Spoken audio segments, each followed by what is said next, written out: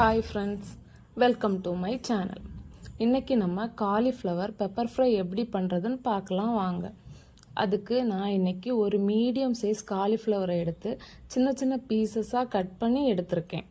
காலிஃப்ளவரில் சின்ன சின்ன பூச்சி இருக்கும், அதை ரிமூவ் பண்ணுறதுக்காக நம்ம கட் பண்ணி வச்ச காலிஃப்ளவரை ஒரு பாத்திரத்தில் ட்ரான்ஸ்ஃபர் பண்ணி ஹாட் வாட்டர் ஆட் பண்ணி 5 மினிட்ஸ் வைக்கணும். 5 மினிட்ஸ்க்கு அப்புறமா காலிஃப்ளவரை ஃபில்டர் பண்ணி தனியாக எடுத்து வச்சுக்கோங்க. நம்ம கிரேவிக்கு தேவையான பொருட்கள் என்னெல்லாம்னு பார்க்கலாம். ஒரு பெரிய சைஸ் வெங்காயம் சின்ன சின்னதாக கட் பண்ணி எடுத்து வச்சுக்கோங்க. ஒரு பச்சை மிளகாய் 2ஆக கீறி வச்சுருங்க. ஒரு தக்காளி, கொஞ்சம் கருவேப்பிலை எடுத்து வச்சுக்கோங்க. இப்போ கிரேவி பண்ண ஸ்டவ் ஆன் பண்ணி ஒரு கடாய் வச்சுக்கோங்க. அதில் 2 டேபிள் ஸ்பூன் ஆயில் ஆட் பண்ணி ஆயில் ஹீட் ஆனதும் 1 டீஸ்பூன் சோம்பு ஆட் பண்ணி சோம்பு நல்லா பொரிஞ்சதும் ஃப்ரெஷ்ஷான கருவேப்பிலை ஆட் பண்ணிக்கணும். அப்புறம் வெங்காயம் ஆட் பண்ணி நல்லா வதக்கிக்கோங்க. கொஞ்சம் உப்பு ஆட் பண்ணிக்கோங்க. உப்பு ஆட் பண்ணி வதக்கும்போது வெங்காயம் கொஞ்சம் சீக்கிரமாக வதங்கி கிடைக்கும். வெங்காயம் பொன்னிறமாக வதங்கின அப்புறமா நம்ம கீறி வச்சுருக்க பச்சை மிளகாயை ஆட் பண்ணிக்கோங்க. இனி தக்காளி ஆட் பண்ணிக்கோங்க. இந்த டைமில் தக்காளி ஆட் பண்ணி 2 நிமிஷம் க்ளோஸ் பண்ணி வதக்குங்க.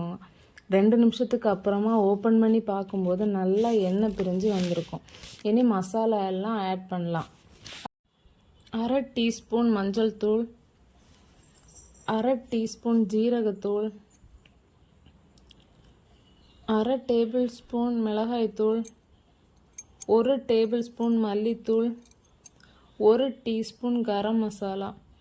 இது எல்லா மசாலாஸையும் ஆட் பண்ணி பச்சை வாசனை போகிறது வரைக்கும் நல்லா வதக்கிக்கோங்க. மசாலா பச்சை வாசனை போனதுக்கப்புறமா காலிஃப்ளவரை ஆட் பண்ணி நல்லா மிக்ஸ் பண்ணிக்கணும். மசாலா கூட சின்ன சின்ன பீசஸாக கட் பண்ணனால எல்லா பீஸ்லேயும் நல்லா மசாலா கோட் ஆகி நமக்கு கிடைக்கும். இந்த டைமில் 1 கிளாஸ் தண்ணி ஆட் பண்ணி 5 நிமிஷம் லிட் போட்டு க்ளோஸ் பண்ணி நல்லா கொதிக்க வைக்கணும்.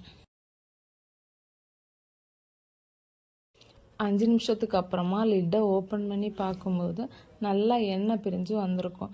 இன்னும் உங்களுக்கு ட்ரை கிரேவியாக வேணும்னா 2 நிமிஷம் கூட கொதிக்க வைக்கணும். இப்போது 2 டீஸ்பூன் பெப்பர் பொடி, ஃப்ரெஷ்ஷான மல்லி இலை ஆட் பண்ணி ஸ்டவ் ஆஃப் பண்ணிக்கோங்க. இந்த கிரேவி தோசை, சப்பாத்தி, ரசம் ரைஸ், வெரைட்டி ரைஸ் கூட சாப்பிட ரொம்ப டேஸ்ட்டாக இருக்கும்.